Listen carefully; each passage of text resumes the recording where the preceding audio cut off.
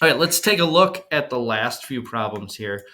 These problems relate to these two properties of algebra. The power of a power property says that if you raise a variable that's being raised to an exponent, and you raise that to an exponent, all you have to do is multiply the exponents. So 5 to the second, let's just think about that for a second. This is 5 times 5 squared. So it's 5 times 5 times 5 times 5. What do we do with 5 times 5 times 5 times 5? All we have to do is say it's 5 to the fourth. And the shortcut way to do that is to just multiply the exponents. 5 squared to the second is 5 to the fourth. Same thing's going to work here. B to the fourth to the seventh is actually B to the 28th. 4 times 7. Makes sense? What do I do with one where I have a squared on the outside, but I don't just have one number inside? I have 3 n to the fourth. Well, there's this power of a product property that says if I have two numbers being multiplied in parentheses being raised to a power, I can distribute the power to each thing. So 2 gets distributed to the 3, so it becomes 3 squared. Well, 3 squared is 9.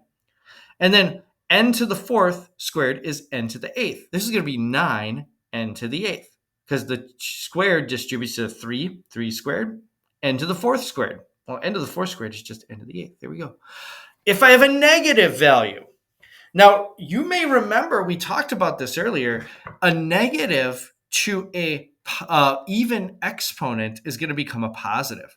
A negative to an odd exponent is going to become a negative. So I have to pay attention to that too. A negative squared is an even exponent. That's going to get rid of the negative. My answer is going to be positive. 3 squared is 9. N to the fourth squared is n to the eighth. This is going to be the exact same as this previous one, 9 n to the eighth.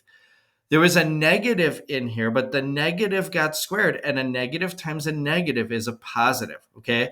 The way I'm going to encourage you to do this is apply the exponent to the negative sign. If it's an even exponent, the negative sign goes away. If it's an odd exponent, the negative sign is going to stay. So if this was to the third, it would be a negative 27 n to the 12th, okay? Because I would have to the third, the negative sign stays. To the fourth, it's gone. To the fifth, it stays. To the sixth, it's gone, right? Even exponents cancel out negatives. Odd exponents keep negatives. So let's take a look at this one.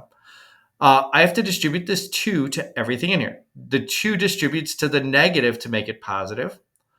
The 2 is going to distribute to the 4 to make it 4 squared. 4 squared is 16.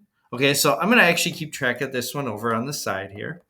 Let's get a text box here. So letter E is the first one that we actually have to do some work on.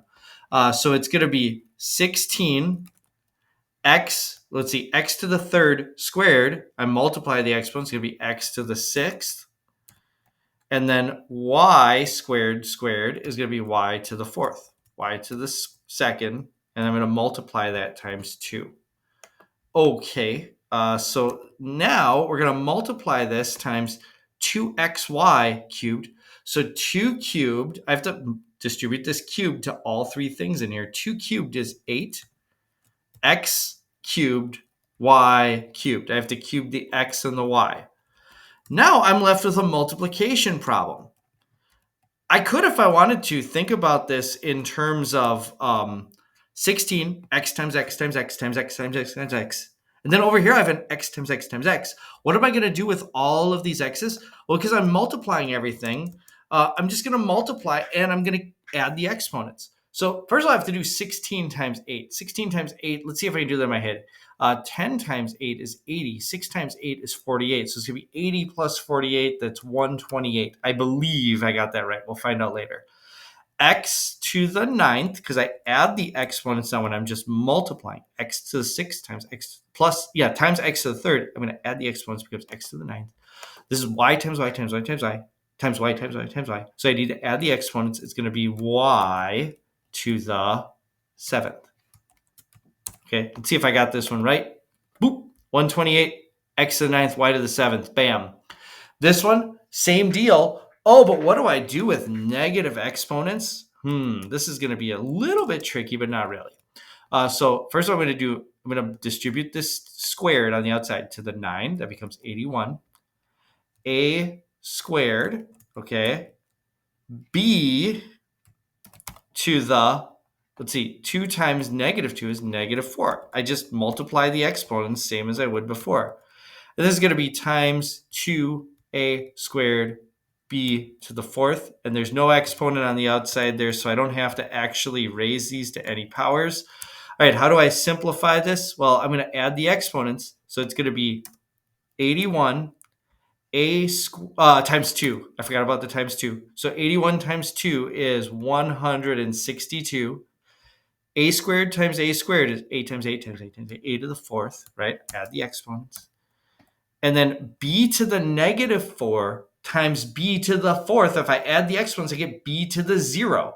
What is b to the 0th power? It's not 0. Anything raised to the 0 is 1. So this is 162 a to the 4th.